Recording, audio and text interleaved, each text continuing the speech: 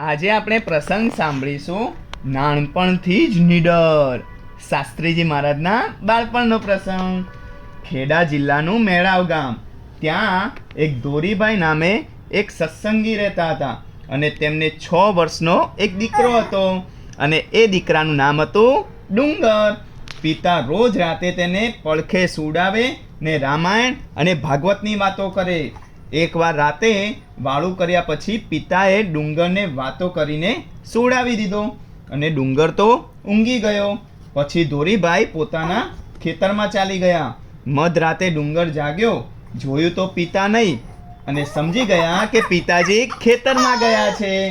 તો તેને થયું, લાવ હું પણ ખેતરમાં જાઉં. પછી તો હાથમાં નાનકડો ડંગોરો લઈ એ ઉપડ્યા અને ગામ મેલ્યું, સીમ મેલી ને જંગલના રસ્તે ચાલવા લાગ્યા. વગડામાં વિચિત્ર અવાજો થાય, પંખીઓ કોલાહલ કરે છે, શિયાળવા રડે છે, નાના નાના સસલા ભાગમ ભાગ કરે છે.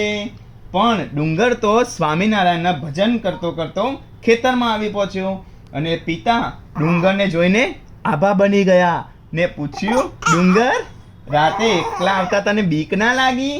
ડુંગર કહે, બીક શાની? સ્વામિનારાયણ સ્વામિનારાયણ સ્વામિનારાયણ સ્વામિનારાયણ સ્વામિનારાયણ સ્વામિનારાયણ બોલીએ તો બીક પોતે જ ભાગી જાય. એવું તો તમે શીખવ્યું છે ને. આ ડુંગર ભક્ત એટલે શાસ્ત્રીજી મહારાજ. તેઓ નાનપણથી જ નીડર હતા, એટલે સ્વામિનારાયણ મંત્રમાં અતૂટ વિશ્વાસ હતો. એટલે આપણને પણ બીક લાગે ત્યારે સ્વામિનારાયણ મંત્રનો જપ કરવો એટલે બીક જતી રહે.